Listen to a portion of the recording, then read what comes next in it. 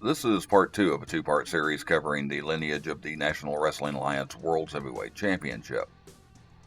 Part one covered the beginning of the championship through May 1984. If you haven't seen that yet and want to watch it first, or even if you want to watch it after this one, there is a link in the upper right-hand corner, as well as one at the end of the video. If you've never seen a title lineage video on this channel, it's not a deep dive into every title reign. I call it a glorified list of champions, but we do slow down and take a look at some interesting points along the way. We're doing that a little more than usual with this title. And part one ended with Ric Flair regaining the title from Kerry Von Erich in Japan and a hint of big changes coming in the power structure of the NWA. With Ric Flair still champion in 1985, Jim Crockett Jr. began his second stint as president of the National Wrestling Alliance. Crockett had already been over Mid-Atlantic and by the summer of 1985 had taken over Georgia and essentially merged arguably the two most prominent territories in the NWA. Bob Geigel would have one more stint as NWA president between 1986 and 1987, but for all intents and purposes, Jim Crockett Jr. controlled the NWA. Though there would be a few sporadic appearances through 1986, Jim Crockett announced that the NWA World's Champion would no longer be a traveling champion, and defenses would primarily be in Crockett's territory. In February 1986, Crockett also introduced a new belt for the NWA World Champion, replacing the domed globe version that had been used since 1973, with what came to be known simply as the Big Gold Belt, or the Flair Belt, as Flair was the first champion to hold it. That belt remained in Flair's possession until July 26, 1986, when Dusty Rhodes took the title in a steel cage as part of the Great American Bash Tour in Greensboro, North Carolina. Rhodes defended the belt against Flair in rematches over the next 14 days before dropping the belt back to Flair on August 9, 1986 at Kiel Auditorium in St. Louis. Flair had a long 412-day title reign this time before losing the belt to Ronnie Garvin on September 25, 1987 at Joe Louis Arena in Detroit, Michigan. In his one and only world title run, Garvin held the belt for 62 days, leading up to Starrcade 87 in Chicago, Illinois on November 26th, when Ric Flair regained the title a sixth time. During Flair's 452-day sixth title reign, many changes came to the structure of professional wrestling. Jim Crockett Jr.'s attempt to go national and compete with the World Wrestling Federation failed, and in November 1988, Crockett sold Jim Crockett Promotions to Turner Broadcasting, headed up by Ted Turner. World Championship Wrestling was not just a TV show that ran on Turner-owned TBS anymore, it was now the name of the company and the promotion. WCW would continue to be part of the NWA, and Jim Crockett stayed in place as NWA president, but at this point, the National Wrestling Alliance was really a company in name only. WCW would still recognize the NWA World Champion, and in 1989, one of Ric Flair's longest and most famous feuds finally made its way into the lineage of the title that helped Flair rise to international fame. Flair dropped the NWA World title to Ricky Steamboat in Chicago, Illinois on February 20, 1989. Steamboat enjoyed a 76-day run with the title before dropping it back to Flair on May 7, 1989 in Nashville, Tennessee. Flair had another long reign of 426 days before losing the title to Sting at the Great American Bash in Baltimore, Maryland on July 7, 1990. Sting's first run with the NWA belt lasted 118 days before he lost it back to Ric Flair in East Rutherford, New Jersey on July 11, 1991. That title change brought with it the first nail in the coffin in the relationship between WCW and the NWA.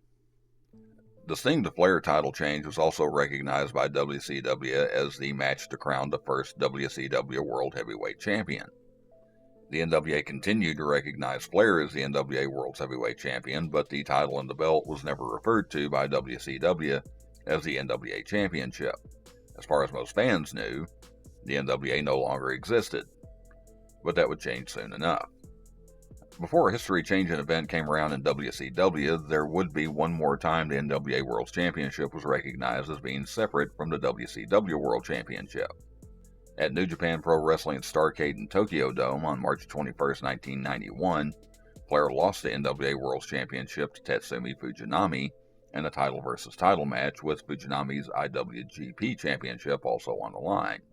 Officially, Fujinami held the NWA title for 59 days, losing it back to Flair at WCW Super Brawl in St. Petersburg, Florida on May 19, 1991, in what was billed to Japanese fans as a title versus title match, with Flair defending the WCW World Championship.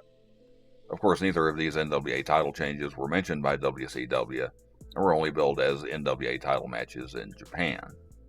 Ric Flair had butted heads with WCW Executive Vice President Jim Herd over a variety of things, and that reached a boiling point on July 1, 1991. Flair was fired from WCW and stripped of the WCW World Championship. Flair would continue to be recognized as the NWA World Champion until September, when he signed with the WWF, famously showing up on WWF television with the big gold belt in hand, though the belt would be returned later. WCW filled their vacant title less than 2 weeks later when Lex Luger defeated Barry Windham in a Top Contenders match, complete with a new belt. Meanwhile, the skeletal remains of the NWA Board of Directors scrambled to fill the one title holding the ever-thinning thread of their existence. For the first time since Orville Brown's car accident in 1949, the NWA World's Heavyweight Championship sat vacant and would remain there for over a year. The NWA came to an agreement with WCW and New Japan Pro Wrestling to organize a tournament to crown a new NWA World's Champion. The tournament finally took place on August 12, 1992 in Tokyo, with Masahiro Chono defeating Rick Rude in the tournament final to become the new NWA World's Heavyweight Champion. This time, WCW would recognize the NWA World's Champion by name, while also still recognizing their own WCW World Champion in the same promotion.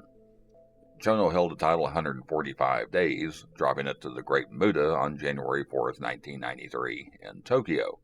Muta had a quiet 48-day reign before he dropped the world title to Barry Windham on February 21, 1993 at Super Brawl III in Asheville, North Carolina. It likely wouldn't be a coincidence that the NWA World title would again be based in the United States shortly after a familiar face left the WWF. With Jim Herd now gone, Ric Flair made his way back to WCW in 1993. On July 18th, Flair defeated Barry Windham at WCW Beach Blast in Biloxi, Mississippi, for his still record 10th NWA World's Heavyweight Championship. It was also the match where WCW fell back on an old game plan. Again, WCW stopped using the NWA name in reference to the title represented by the big gold belt. WCW would recognize the title change between Flair and Windham as for the WCW International World Heavyweight Championship. Despite this, again, the NWA continued to recognize Ric Flair as the NWA World Champion, and were right back where they were 2 years earlier. In September 1993, World Championship Wrestling officially left the National Wrestling Alliance, severing the already paper-thin ties between the two organizations. The NWA continued to recognize Flair as their World's Champion, but even that wouldn't last long. A few days later, Flair dropped WCW's International World title to Rick Rude, making it clear the NWA no longer had say over the belt. The NWA would not recognize Rude as their champion, and the NWA title was again vacant. Despite the unceremonious break from WCW, things were looking up for the NWA. The alliance actually gained members, with one territory in particular drawing a lot of attention. By 1994, the Philadelphia, Pennsylvania-based Eastern Championship Wrestling had become the most prominent member of the NWA, with a sizable television following. Hoping to ride that success, and with the urging of Eastern owner Todd Gordon and Booker Paul Heyman, the NWA decided to hold a tournament to crown a new NWA World's Heavyweight Champion. The tournament would be based in Eastern Championship Wrestling and aired on their television. They would also return to the Domed Globe belt that was first introduced in 1973. The tournament was held on August 27, 1994 at ECW Arena in Philadelphia, with Shane Douglas defeating Too Cold Scorpio in the final to win the NWA World's Championship. Douglas's reign would last, well, technically a few minutes. After the match, Douglas took the house mic and stood in the middle of the ring giving what seemed to be a heartfelt acceptance speech before throwing the NWA World title belt down in the ring. Douglas then said he refused to accept the title from an organization that died 7 years ago, then went to ringside to grab the ECW Championship belt and declare himself the new ECW World Champion. Gordon and Heyman had set the entire thing up for their own publicity as they broke away from the NWA and created Extreme Championship Wrestling. Despite Douglas's actions, he is officially recognized as having a title reign of less than 1 day, the shortest official reign in history. For the NWA, it was back to the drawing board. Committee member Dennis Coralluso contacted Smoky Mountain Wrestling owner Jim Cornette and arranged another tournament to crown a new world champion. With less visibility through Smoky Mountain but more loyalty from Cornette, this tournament went off without a hitch. On November 19, 1994, Chris Candido defeated Tracy Smothers in the tournament final at the National Guard Armory in Cherry Hill, New Jersey. Holding the belt during the 48th official single reign of the NWA World's Champion, Candido was, and still is, the youngest NWA champion in history at 22 years old. Candido took the title in 1995, holding the belt 97 days until he dropped it to Dan Severn on February 24th in Erlanger, Kentucky. Severn was already successful in Ultimate Fighting Championship and even displayed the NWA World Title belt at UFC events.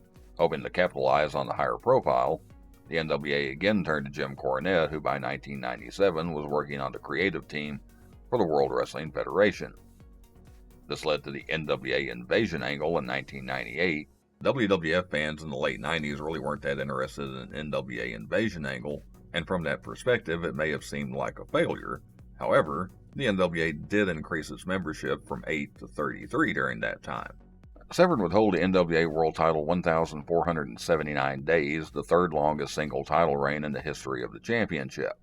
Severn finally dropped the title to Naoya Ogawa on March 14, 1999 in Yokohama, Japan.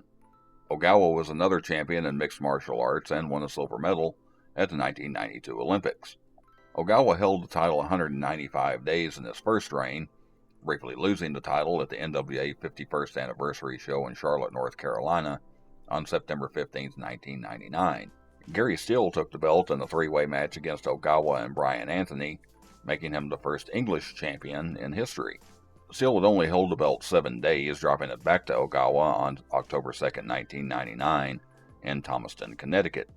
Like Severn, Ogawa was still active in MMA and by the summer of 2000 chose to relinquish the NWA World Championship to focus on training for an upcoming match against Rickson Gracie. The title was officially vacated on July 2, 2000. In a tournament held on September 19, 2000 at NWA Florida's Tango in Tampa, Mike Rapata defeated Jerry Flynn in the final to win his first NWA World Championship. You might know Rapata better as the Colorado Kid, a former USWA World Champion and 1994 Rookie of the Year. Rapata's first run with the world title lasted 56 days before he dropped the belt to ECW legend Sabu on November 14, 2000, also in Tampa. Sabu held the belt for 38 days before dropping it back to Mike Rapata on December 22, 2000 at Christmas Chaos in Nashville, Tennessee. Rapata had another 123 days as NWA World Champion before he lost the title to Steve Corino in Tampa, Florida on April 24, 2001. Corino's title run officially lasted 186 days, but it did create some peculiarities in the title lineage. Officially, Corino's reign ended after a defense against Shinya Hashimoto at the NWA 53rd Anniversary Show in St. Petersburg, Florida on October 13, 2001. The match ended when the referee decided a Corino head injury was too severe for him to continue, and Hashimoto was declared the winner of the match and the title. The NWA would nullify that decision and declare the official result a no contest and the title vacant. However, a week later, Corino went on a short tour of England, defending the NWA World Championship, and actually lost to Gary Steele on October 27th in Andover, England. This title change is not officially recognized by the NWA, and as far as I could find, Steele never defended the title, but Steele was involved in filling the official world title vacancy. On December 15, 2001 in McKeesport, Pennsylvania, Corino, Hashimoto, and Steele were in a round-robin tournament to declare a new world champion, with each wrestler facing the other two once during the night. Shinya Hashimoto would win the tournament and begin the 57 single reign as NWA World Champion. Hashimoto held the belt 84 days in that reign before Dan Severn regained the title on March 9, 2002 in Tokyo, Japan. Severn added another 80 days to his overall time as champion before the title was officially vacated as the NWA entered a partnership that would bring them back to the national stage. After World Championship Wrestling was purchased and fundamentally dismantled by the World Wrestling Federation, there was a severe lack of competition for the WWF. Wrestler Jeff Jarrett, his father Jerry Jarrett, a former wrestler and promoter, and wrestling journalist Bob Ryder spearheaded efforts to form a new promotion called Total Nonstop Action, commonly referred to as TNA. The National Wrestling Alliance entered an agreement with TNA that would actually give control of the NWA World Championship to Total Nonstop Action. The story given concerning Severn was that he had commitments on the same day as the inaugural TNA pay-per-view and refused to cancel them, so he was stripped of the NWA title. This did raise a few eyebrows with fans at the time, and years later, Jeff Jarrett would say Severn was never part of their plan, stating Severn's style would not fit in with Total Nonstop Action. On June 19, 2002, in Huntsville, Alabama, the first NWA TNA pay-per-view was held. After a gauntlet for the gold 20-man battle royal trimmed the participants down to 2, namely Ken Shamrock and Malice, the final 2 fought for the vacant NWA World Heavyweight Championship, with former champion Ricky Steamboat serving as special referee. Ken Shamrock, another wrestler with a mixed martial arts background, defeated Malice in just under 6 minutes to crown a new world champion. It became evident things were going to be different under TNA control, as rather than a long Severn-like reign, Shamrock dropped the belt just 49 days later. Ron Killings, who you might know better as R-Truth, defeated Shamrock for the NWA title on August 7, 2002, in Nashville, Tennessee. The first official Black World's Heavyweight Champion in NWA history, Killings held the title 105 days and was the title holder during a notable change in the TNA power structure. In October 2002, Panda Energy International purchased controlling interest in Total Nonstop Action, naming Dixie Carter as president of the company in the spring of 2003. It was the beginning of the end in the relationship between the NWA and TNA. For the time being, Jeff Jarrett defeated Killings for the NWA World title on November 20, 2002 in Nashville. This, of course, would be the first of many Jarrett title reigns. On May 25, 2003, Jarrett defeated Sting to unify the NWA World Championship with the Australia-based World Wrestling All-Stars World Championship. This helped bring the NWA World Championship back to a global stage, if only for a short time. Jarrett's first run as NWA champ lasted 203 days, with Jarrett losing it in a 3-way match against AJ Styles and Raven. AJ Styles won the match and the belt on June 11th in Nashville. Styles and Jarrett ended up trading the belt back and forth through the rest of 2003 and into 2004, with Jeff Jarrett regaining the title 133 days later on October 22nd in Nashville. Jarrett held the belt 182 days, dropping it back to AJ Styles on April 21, 2004, also in Nashville. Styles lost the belt just 28 days later in a 4-way match against Chris Harris, Raven, and Ron Killings.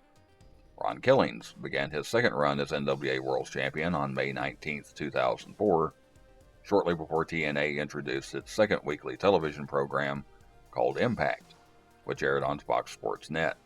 It was also around this time TNA stopped using the NWA branding and simply became known as TNA Total Nonstop Action, though they were still using the NWA World Championship and NWA World Tag Team Championship. It all sounded too familiar. Killing's second run lasted only 14 days, dropping the world title to Jeff Jarrett on June 2, 2004 in Nashville. Jarrett's third reign was by far the longest NWA world title reign under TNA control, lasting 347 days. I do want to add, on April 3, 2005, Jeff Jarrett did lose the NWA World Championship in San Juan, Puerto Rico, to Ray Gonzalez. However, the decision was reversed after the match due to the pinfall being counted by an unauthorized referee after the sanctioned referee was knocked out. The title was returned to Jarrett, and the title change was not recognized by the NWA. It has been said the NWA retroactively chose to recognize Gonzalez as a former champion in 2015 and list him as having a title reign of less than 1 day.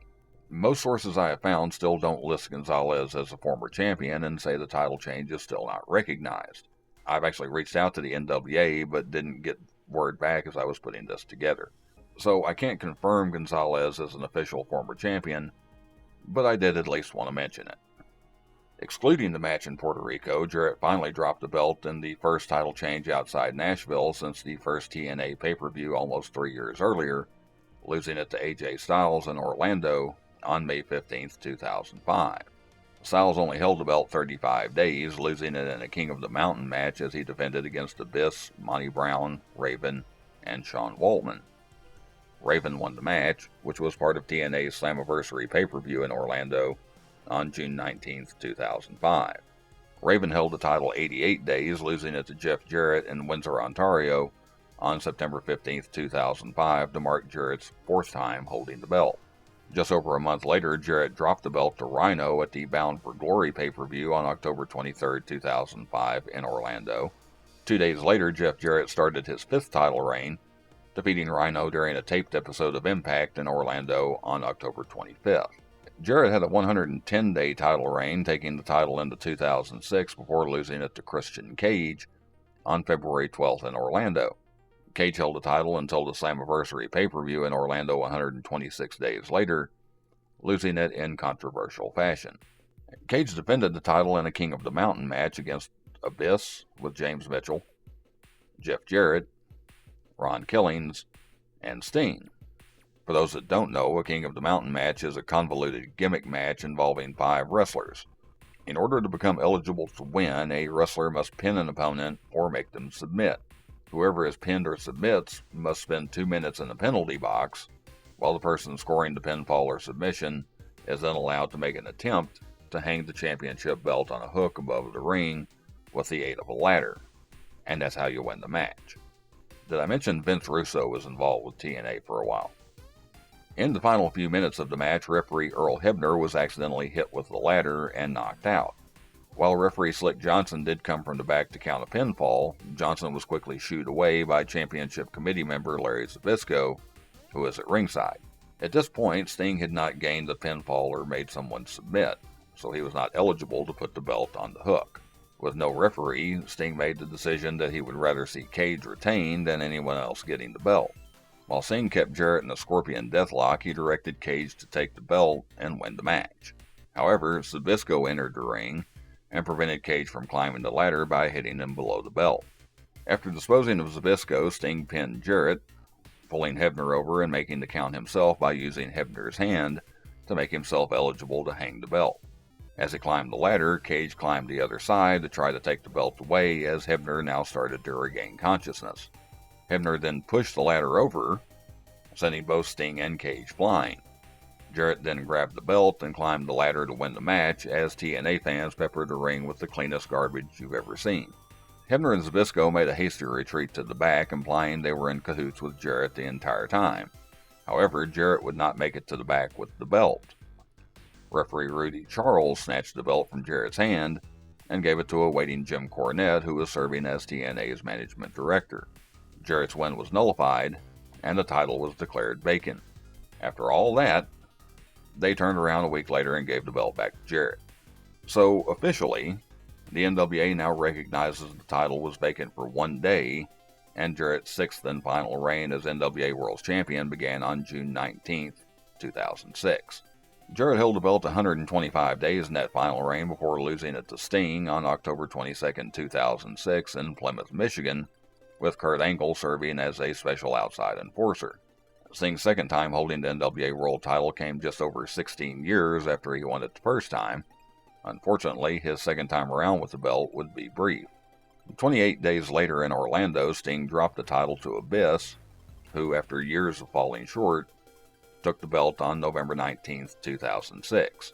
There was some controversy in that title change, however, as Abyss won the match by disqualification after Sting clotheslined a referee. It had never come up before, but commentators Don West and Mike Tenay told the audience that since the inception of TNA, the NWA World Championship could change hands on a disqualification. This contradicted the long-standing rule in the National Wrestling Alliance that a championship could not change hands on a DQ. If it had really been a rule in TNA since the beginning, or they just came up with it for the story in this match, TNA still had complete control over the title, and there was nothing the NWA could do. It might very well have been the first step leading to a split between the NWA and TNA. Abyss held the title 56 days, dropping it to Christian Cage, who began his second run with the belt on January 14, 2007 in Orlando. And Cage was still the champion when the NWA and TNA ended their partnership. It probably would have happened anyway, but it was actually the NWA that decided to terminate their agreement with TNA. Not only was the NWA not happy with the way the NWA World Championship was handled in TNA, part of the original agreement was to have the NWA champion appear in different territories, which TNA never really lived up to. Due to the end of the agreement, Christian Cage was officially stripped of the NWA World Championship on May 13, 2007, and ending his run at 119 days. TNA went on to create their own championship. For the NWA, it was back to piecing together a membership program left unstable as promotions had been relegated to a passing connection with the NWA during the TNA years, and some folded. The world title remained vacant just under 4 months until the NWA arranged a Reclaiming the Glory 16-man tournament to crown a new world champion, with the final to be held in Bayamon, Puerto Rico. Bryan Danielson was set to win the tournament after defeating Adam Pearce in the semifinals. Unfortunately, Danielson suffered a detached retina in a match with Ring of Honor. Originally thought to be a more serious injury than it was, Danielson dropped out of the tournament final match, and Pearce took his place.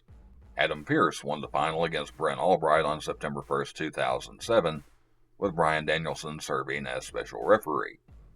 Pearce had a lengthy 336-day title reign, which saw a working relationship with Ring of Honor help bring some notoriety.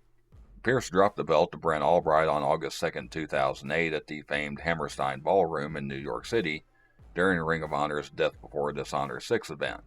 Albright held the title 49 days, dropping it back to Adam Pearce on September 20, 2008 in Philadelphia during another Ring of Honor show, Glory by Honor 7. Pearce only held the belt 35 days in his second reign before losing it to Blue Demon Jr. in Mexico City on October 25, 2008. This made Blue Demon Jr. the first Mexican wrestler to hold the title, as well as being the first title change to happen in NWA Mexico. Demon Jr. went on to have a 505-day title reign, the longest since Dan Severn a decade earlier, finally dropping the belt in a three-way elimination match against Adam Pearce and Phil Shatter in Charlotte, North Carolina.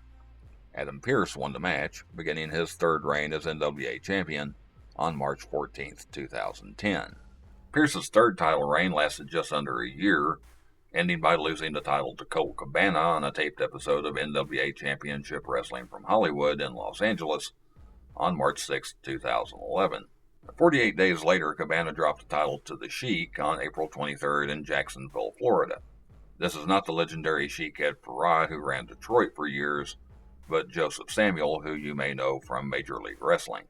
Sheik officially held the belt 80 days before the NWA stripped him of the title. The reason given was Sheik refused to defend the title against Adam Pearce at the Ohio State Fair. In reality, I think both the NWA and the Sheik were just ready to go their separate ways. After 19 days of the title being vacant, Adam Pearce would regain the NWA World Championship for his fourth time. Pearce won a four-way match against Chance Prophet, Jimmy Rave, and Sean Tempers at the Ohio State Fair in Columbus on July 31, 2011. Pearce held the title 252 days to take things into 2012, finally dropping the belt to Colt Cabana on April 8th in Glendale, California. Cabana held the title 104 days, losing it back to Adam Pearce on July 21, 2012 in Kansas City, Kansas. Pearce was in his fifth run as NWA World Champion when real-life legal troubles for the NWA changed everything. In the interest of brevity, it boiled down to the NWA being named in an insurance fraud lawsuit regarding the Alliance's liability insurance. As part of the settlement, the rights to the NWA name and trademarks were transferred to Houston, Texas-based International Wrestling Corporation, owned by promoter R. Bruce Tharp. Under new ownership, the NWA moved from a membership business model to a licensing business model, causing a ripple effect in the territories. Prominent territories like NWA West and NWA East folded, while others like NWA Championship Wrestling from Hollywood left the NWA. Pearce, whose home base at the time was Championship Wrestling from Hollywood, announced he would be breaking ties with the NWA and was officially stripped of the title on October 27, 2012.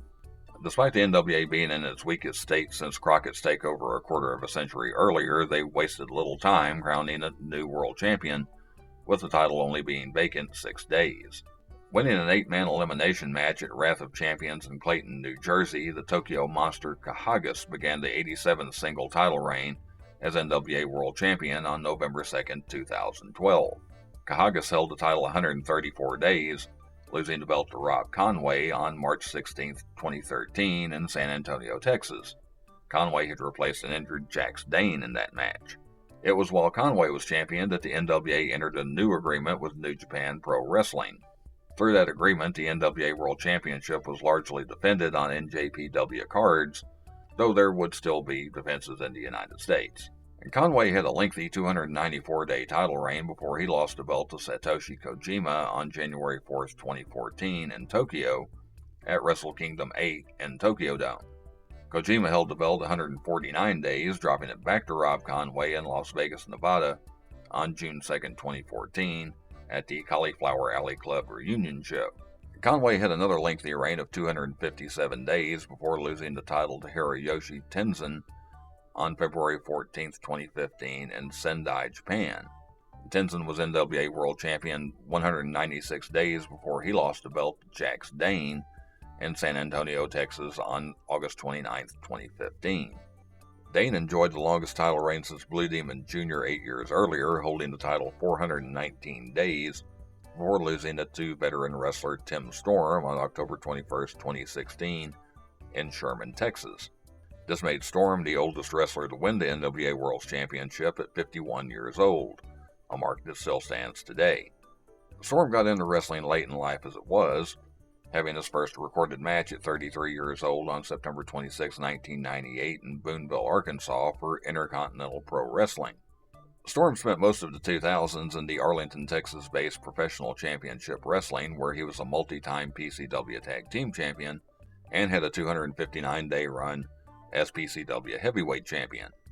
Storm went on to hold various other championships in the 2010s, most notably the NWA North American Championship 2 times in 2014 and 2015, along with the NWA Texoma Championship based in Sherman. It was while primarily working in NWA Texoma, Storm became the NWA World Champion, which turned out to be a title reign in the middle of another transition. In May 2017, Smashing Pumpkins frontman Billy Corgan purchased the National Wrestling Alliance and all that went with it, after a relationship with TNA had, to say the least, soured. Working under the name Lightning One Incorporated, Corgan abolished the licensing model the NWA had been operating under, and would primarily limit matches for the NWA World Championship to wrestlers under contract with Lightning One. Storm continued to hold the NWA title until December 9, 2017, when he lost the belt to Nick Aldis in Seoul, New Jersey, ending Storm's reign at 414 days. Something of a throwback with a Ric Flairish style, Aldis would have the highest profile of any NWA champion since the TNA days. Under Corgan, the NWA started making use of YouTube and introducing the popular 10 Pounds of Gold series, originally focusing on Storm and shifting to Aldis when he won the belt. The NWA also mended their relationship with Championship Wrestling from Hollywood, with Aldis making several appearances, including a memorable defense against James Ellsworth. Aldis held the world belt 266 days before the most publicized NWA World Championship title change in decades. On September 1, 2018, Cody Rhodes defeated Nick Aldis at the All-In pay-per-view in Hoffman Estates, Illinois, to become NWA World Heavyweight Champion. With attendance over 11,000 and a buy rate for the pay-per-view at 50,000, All In was the largest, most successful independent event in history, and the first non-WWE or WCW event to sell more than 10,000 tickets in a quarter of a century. It was also, of course, the seed that led to the creation of All Elite Wrestling. To boot, Cody Rhodes winning the title made he and his father Dusty Rhodes the first father and son to be NWA World Heavyweight Champions. Cody took the belt just over 32 years after Dusty held it for the last time. Being something of a symbolic title reign, Cody held the title for 50 days before losing it back to Nick Aldis on October 21, 2018 in Nashville. In his second reign, Aldis established himself as the true face of the company, holding the title 1,043 days, the first reign of more than 1,000 days since Dan Severn between 1995 and 1999. Aldis finally lost the title in St. Louis, Missouri to Trevor Murdoch in a career versus title match on August 29, 2021. A 20-year veteran in pro wrestling, Murdoch held the title 167 days before he dropped the belt to Matt Cardona on February 12, 2022 in Oak Grove, Kentucky. There would be one more bump in the road in the NWA World Championship lineage when Matt Cardona was legitimately injured and had to relinquish the belt after 119 days. A four-way match between Nick Aldis, Sam Shaw, Tom Latimer, and Trevor Murdoch was held at the Always Ready pay-per-view in Knoxville, Tennessee, to crown a new champion. Trevor Murdoch would pin Nick Aldis to win the match and take the title for the second time on June 11, 2022. Murdoch had another nice run of 154 days before he dropped the belt to Tyrus on November 12, 2022 in Chalmette, Louisiana. This marked the 100th single title reign in the history of the NWA World Championship. Tyrus held the belt 288 days before ending his reign and his career with a loss to EC3 on August 27, 2023 at the NWA 75th Anniversary Show in St. Louis, Missouri.